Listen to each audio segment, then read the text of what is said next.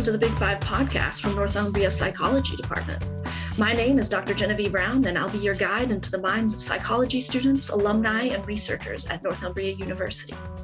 I'm a lecturer and researcher in the psychology department, and I study social psychology. Each week on this podcast, I'll speak to a guest who is either a student, alumni, or researcher in the Northumbria Psychology Department. By asking them 5 big questions, we'll learn about their time studying psychology and hopefully learn some big facts about human behavior and experience. Today, I have the pleasure of speaking to my guest, Professor Nick Neave. He's chair of the Faculty Research Ethics Committee and director of the Hoarding Research Group. Hi, Nick. Hiya. Today is National Clean Your Virtual Desktop Day, so I'm interested in talking to you about your work on virtual hoarding. To start with, how did you become interested in the topic of hoarding and more specifically, virtual hoarding? Yeah, I've been interested in hoarding for many, many years. I was always a bit of a kind of a collector as a child, and so I've always been interested in why people gather things around them, how they form attachments to objects and all this kind of stuff. In my psychology career, I kind of didn't have a lot of dealings with hoarding because it was, certainly in the past, it was a kind of a clinical condition, and I'm not a clinical psychologist, and so getting access to such people was really quite difficult. But then a few years ago, I had a master's student who was very interested in anthropomorphism, that notion that people ascribe kind of human-like qualities to animals and to, non-human objects. So, people give their cars a name and ascribe a kind of a personality to a pencil sharpener or something weird like that. So I was very interested in anthropomorphism, and she came across a paper that linked anthropomorphism with hoarding. And I thought, this is quite a nice angle to get into it at. And so we did a little project for her master's thesis. The problem was that the current measure of anthropomorphism was pretty terrible. It was almost like you kind of needed to have a PhD in philosophy to understand it. And so we decided to invent our own questionnaire, which we did, and we tested it, and we did the psychometric properties, and we were very fortunate to get that paper published. And so that set off then a real interest in hoarding, because we then realized that, the old idea was that hoarding was some kind of, mental aberration and people were either hoarders or they weren't. I think there was then growing scientific realization that hoarding was rather a continuum. And so you didn't have to go and find clinical patients. I mean, that would be ideal. But if you looked at hoarding in a general population, you'd find people who were on the spectrum, if you like. Do you know what I mean? And so we realized that we could sample large groups of people. They would also score quite highly on hoarding. And so that really kicked off a whole set of studies where we would run, surveys of hoarding behaviors using the kind of standard measures. We'd use our newly devised anthropomorphism scale.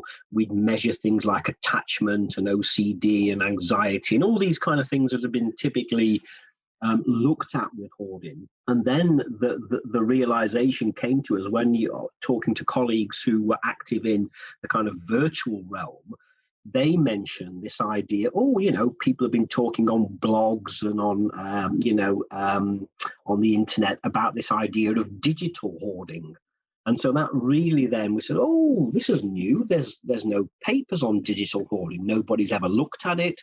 The emphasis has always been upon physical hoarding, but not digital hoarding. And so that's really where we then suddenly kicked off into looking at the virtual realm.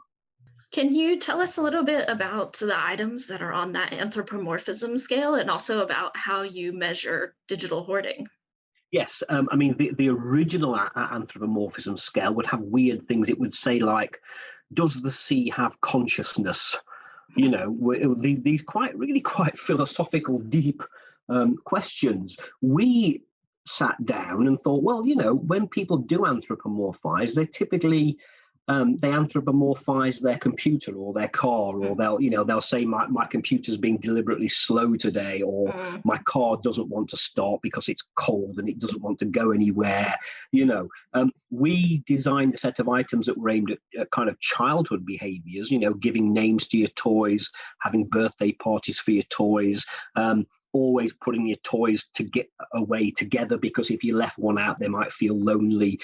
Those kind of questions that seem to be more intuitive as to what people actually did as children. And then we had items which were adult items. So, my computer's deliberately annoying, and, the printer deliberately fails on me when I desperately need to print something. So we kind of had those items, and certainly the feedback that we got from people was that it was a much better questionnaire. It felt more intuitive as to what we were after.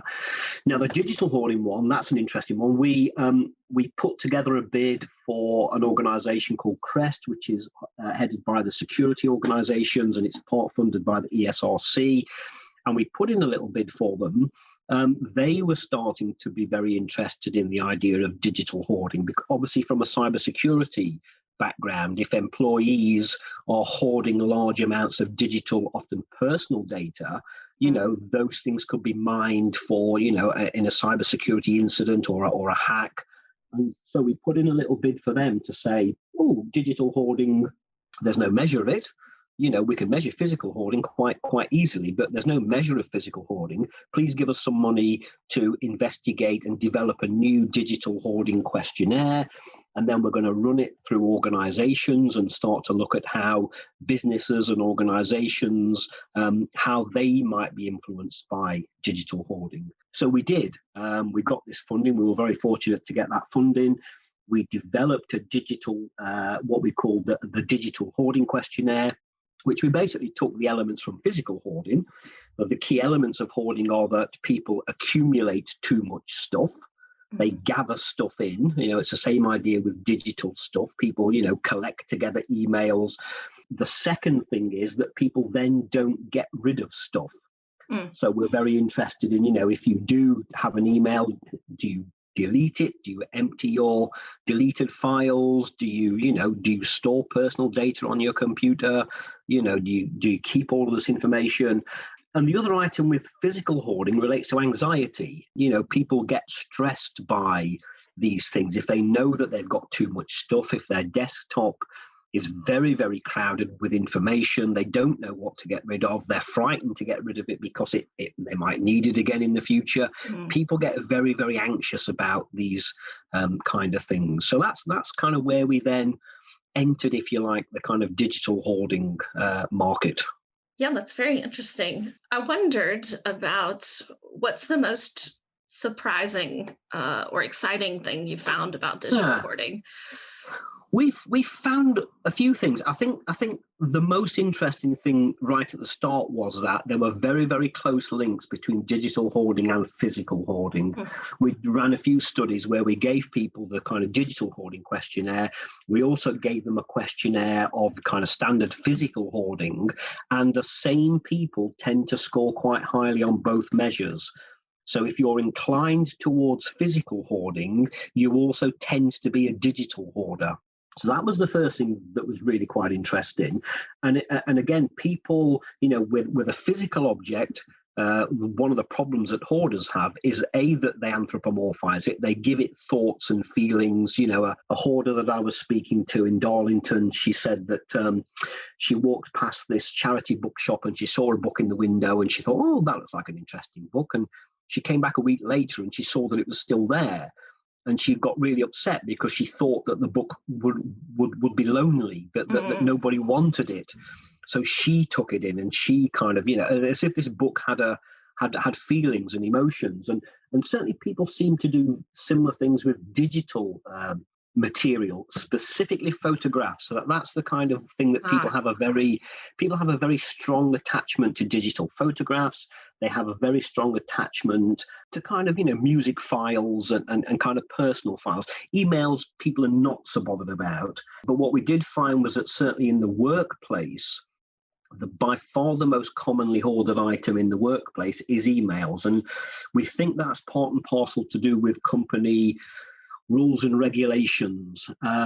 It's very difficult for employees. If you've got a lot of emails, if you delete that email, then if somebody else down the line says, have you got proof that you've done something, or can you remember this? People get very stressed about it. So they tend to keep everything just in case. And it seems to be that the people might not behave like that in their personal digital realm, but they certainly do at work. There seems to be an added pressure at work to make people more digital hoardy. And the problem with that is, they're often keeping, say, personal information, for example, which of course can be quite a big issue for GDPR, things like that. I think the other interesting thing that we found was there's growing realization in the physical hoarding realm that hoarders fall into different categories. It used to be thought, if you score high on a hoarding scale, you're a hoarder. But if you actually go and look at what people hoard, they tend to hoard quite different things. And, for example, we had a case in Whitley Bay. I was working with a housing officer. The house was filled with bottles, just bottles. Everything else was tidy, but the house was literally crammed with bottles, and all those bottles were filled with urine. Now, that's very, very different to your kind of classical hoarder that's got, typically newspapers, clothes, shoes, books, records, DVDs. That's a very, very different person. Yeah. But if they would score the same on a kind of a hoarding scale. They've got too much stuff. They can't get around their house. They can't access the bathroom, for example. They're cluttered. They don't get rid of it. They'd score exactly the same, and yet they're clearly quite a different person. And what we found interestingly in the digital hoarding realm, people tend to have different reasons for doing that. It might be that there are different types of digital hoarders. Some people are very driven by anxiety. They're terrified of getting rid of stuff because they might, never find it again. Some people are very compliant. They just do what they're told specifically by work. So they're kind of doing exactly what they need to do. Other people seem to be more collectory. They seem to gather and accumulate digital stuff. If somebody circulates a link to a new policy, they'll download that policy, even though it's nothing to do with them, really. They seem to collect things. So there might be some interesting similarities between physical hoarders and digital hoarders in the types of things that they collect and the reasons why they do it. And that's one of the things that we're hoping to kind of carry on exploring. Yeah, I was going to ask you about that. Where do you hope to go from here? Yeah, interesting. I mean, we've got lots of different avenues. I mean, we've just done a project looking at student anxiety in relation to digital data. There's a lot of kind of circumstantial evidence now that students are getting very anxious about lots of different things. But one of the things that students do seem to be feeling is overwhelmed. And I think that the pandemic has perhaps increased that, because everything's gone online, everything's digital, and students seem to have, they might have 3 or 4 different emails for different reasons. They are bombarded with a wealth of information, digital information. Oh, here's the new regs. Here's what you need to do for your tutor. Here's what you need to do for your project. Here's for your assessment. Here's for this. Here's for that. It's the same as staff. We're bombarded with stuff that, 80% of which probably we don't need to deal with, but you're terrified of getting rid of it in case you do need it. And so certainly the little bit of data that we've just got from students is that they are very overwhelmed by the digital world. And that's just at uni. They've got all personal stuff as well going on. There may be things on social media that they have to attend to. There may be lots and lots of other digital things that they're getting increasingly stressed by. So certainly I think one of the most interesting and important things that we are going to be looking at is, to what extent people feel overwhelmed and stressed by the digital world. Is there anything that we can do to kind of reduce those stresses? Yeah, do you think that kind of anxiety linked with all of this digital stuff that's flying at us could be part of the reason people are hoarding, because they just don't know how to get rid of it, or don't know how to kind of sort and decide what's important or not? Yes. I mean, certainly in the workplace, one of the key reasons why people hoard materials, typically emails, is because they simply are too frightened to throw it away because it might come in. They might have to prove something. And what they, when we do, I should have said before that the work that we tend to do, we have a mixture of kind of quantitative and qualitative methods. We have these surveys, we have this hard data from asking people, how many emails have you got? And we get them to, fill in the characteristics that they're showing. But we then will find people who are scoring very, very high, for example, and we'll go and interview them. And we'll ask them rather more detailed questions about their motivations, their thoughts, their feelings in relation to digital security and in relation to digital hoarding and all this kind of stuff. So certainly, the qualitative information that we get back from people is that they're absolutely terrified of getting rid of stuff because organizations change all the time and they keep changing and they keep, suddenly your job role might be something, it's then changed to something else. You need to have proof that you've done stuff. You need to keep stuff because when you then do something else, you might fall back on a report that you wrote 2 years ago that might then be very useful to writing a new report in the future. So people are very, very reluctant to get rid of stuff, and organizations don't help them. And in some of the organizations, it's really interesting. We interviewed people in some of the security organizations where there is a policy that their emails get deleted, whatever. So after 6 months, for example, all of your emails, everything goes.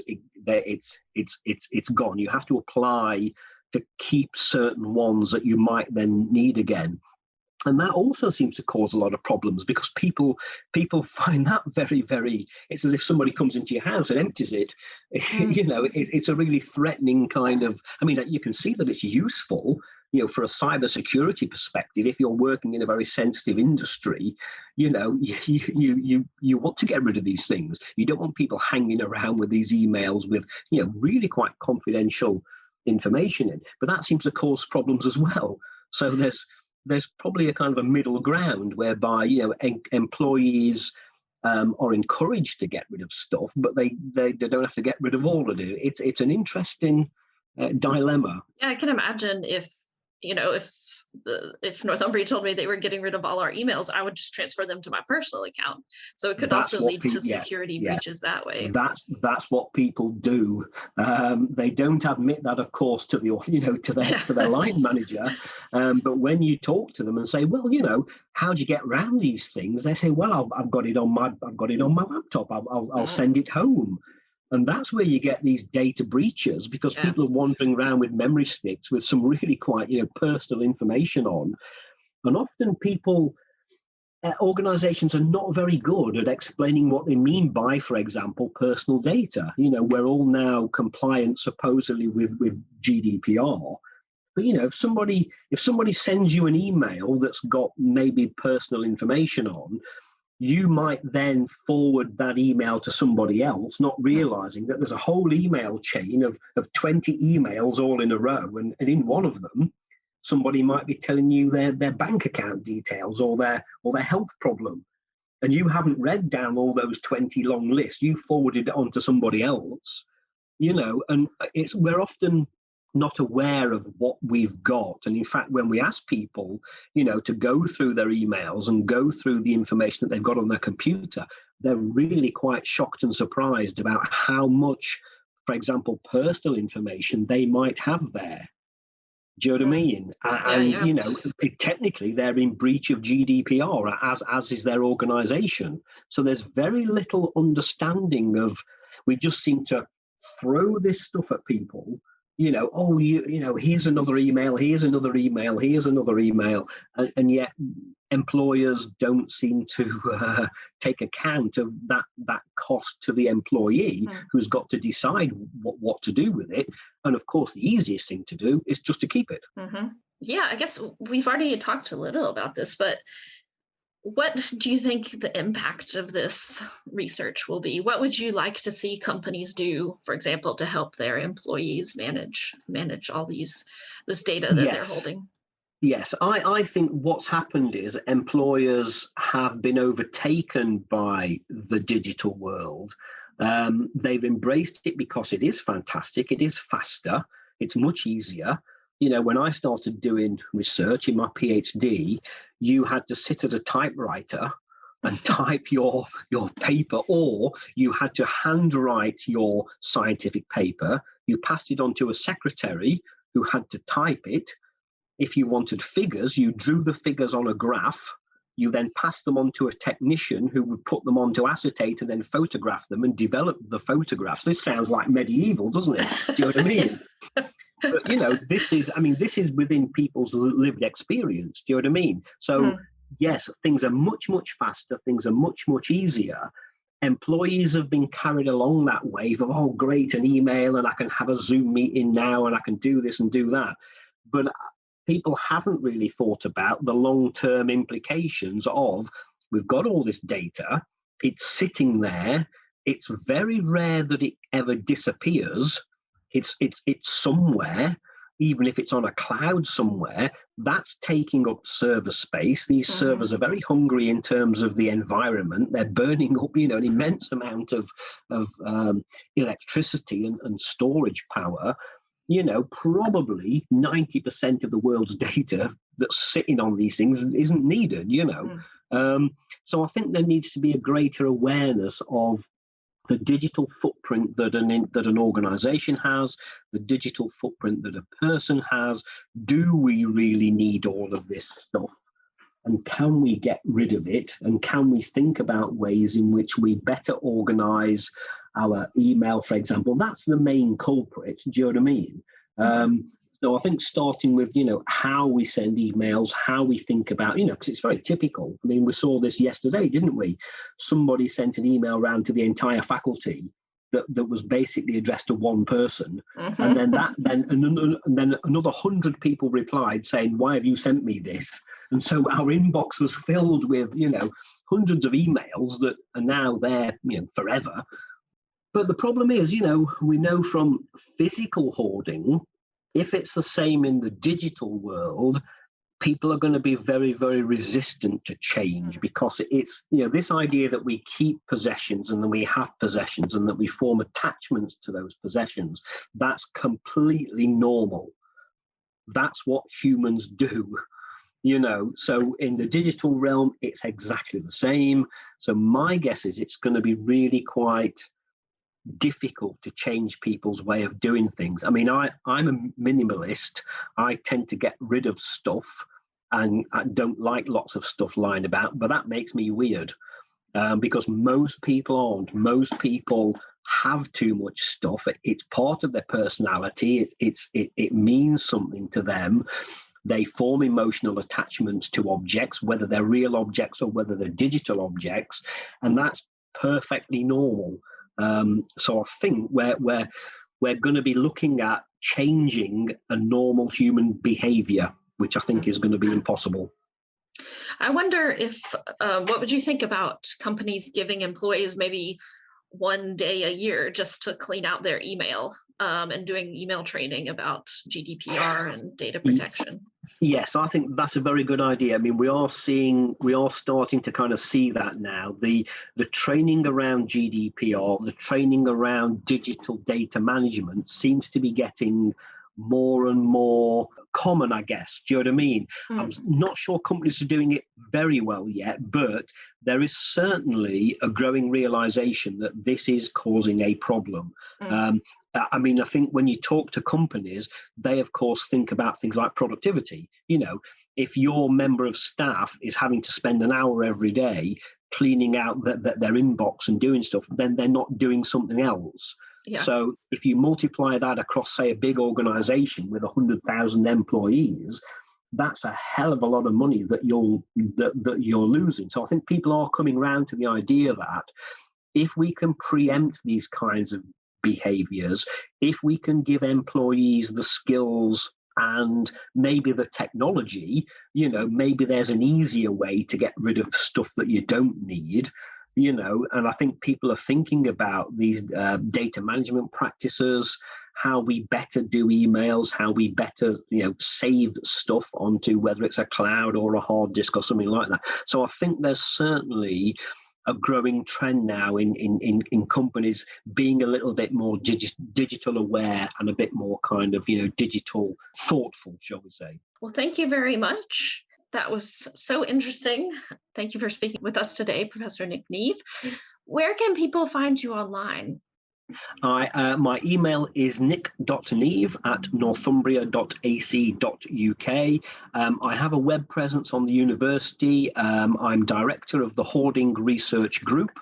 And so people can find me on the university web pages with the links to the research staff members and all that kind of stuff. And yes, we're always happy to hear from people with, kind of hoarding experiences. We work together very closely with the local councils, the housing associations, the charities, the environmental health people, the fire and rescue emergency services, social care teams. Hoarding or physical hoarding is a big problem. It's quite a kind of a hidden problem, but we're always happy to hear from people with lived experiences of hoarding, whether it's digital or whether it's physical. So, yes. Any listeners who might have experience with hoarding, please do reach out to Nick Neave. If you'd like to learn more about Northumbria Psychology, check out our Psychology Department blog at northumbriapsy.com. You can also follow us on Twitter at NorthumbriaPSY. If you want to follow me on Twitter, I'll be tweeting about upcoming episodes at Brown, GENAVEE. If you'd like to be interviewed on the podcast or know someone who would, please email me at genevieve.brown@northumbria.ac.uk. Finally, if you liked the podcast, make sure to subscribe to our podcast on your listening app and give us a review and rating. I hope you've learned something on this voyage into the mind. Take care until next time.